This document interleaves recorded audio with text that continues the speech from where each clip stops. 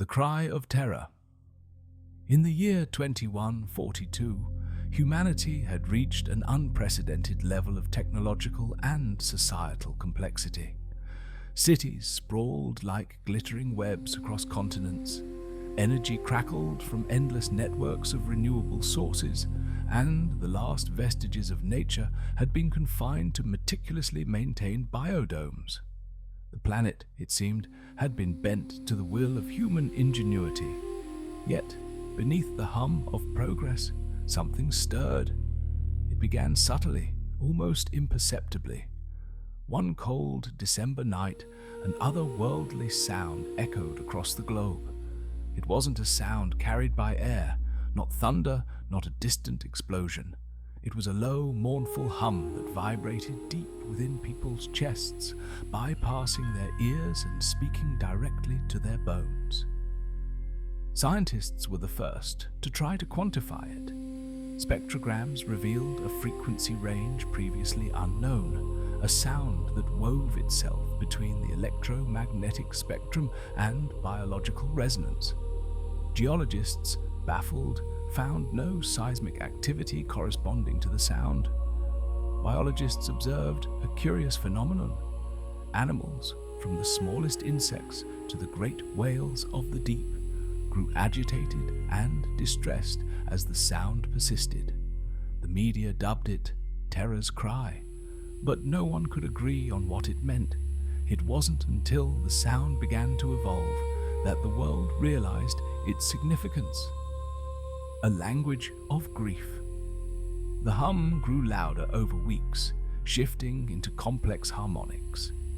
Linguists and AI specialists collaborated, running endless algorithms to analyze its patterns.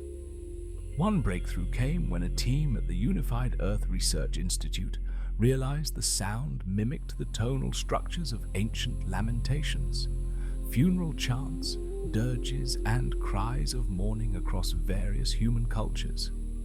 "It's grieving," said Dr. Lenore Evans, the lead researcher. Her declaration sent shockwaves through the global community. "The Earth is grieving." The sound deepened into a haunting symphony of sorrow, interspersed with sharp, anguished wails. People across the world described it as a visceral experience. A mother's cry, a lover's wail, the unrelenting despair of something irreparably broken. People couldn't sleep. Riots broke out as the relentless sound frayed nerves. Others gathered in spontaneous vigils, tears streaming as they whispered apologies to the air, the soil, the waters, the revelation. One day, the sound changed. The mournful tone shifted into something new, a voice. It wasn't human, but it was unmistakably speaking. Words formed, first in no known language, then gradually morphing into intelligibility as AI systems worked in real time to decode it. The first coherent sentence shook the world to its core. "Why do you hurt me?" Governments scrambled to respond, but the voice didn't wait. It spoke of poisoned rivers, suffocating skies, and forests turned to ash. It described the pain of species erased, the agony of the oceans acidified, the torment of being drained and hollowed by endless consumption. "I gave you life," it said. "You repay me with suffering." The awakening. The cries triggered a global reckoning. Factories fell silent. Oil rigs stopped pumping. Humanity, for the first time in centuries, paused.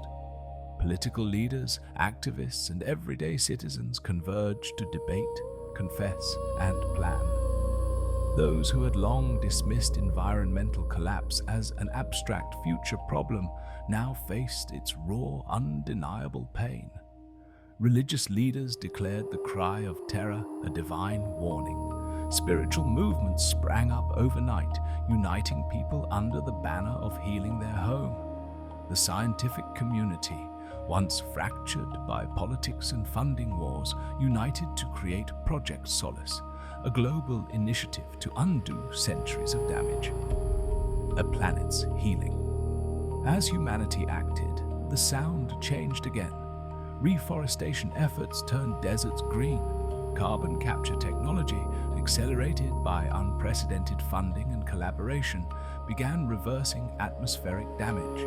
Rivers were restored, coral reefs regenerated. Each act of care softened Terra's cries. The sound never disappeared completely, but its tone shifted. Where once there had been mourning, there was now something resembling hope. The hum became a song, an anthem of resilience. People began to cherish it, listening to it like a heartbeat, a reminder of their shared responsibility. The legacy generations later, children grew up knowing the Cry of Terra as a historical turning point. They were taught to listen for the subtle changes in the Earth's song, learning that their actions could shift its melody. The planet became not a resource to exploit, but a partner to cherish. The sound that had once been a cry of despair became the greatest unifying force humanity had ever known. It reminded them of the fragility and beauty of their world, a haunting echo of the past and a promise for the future.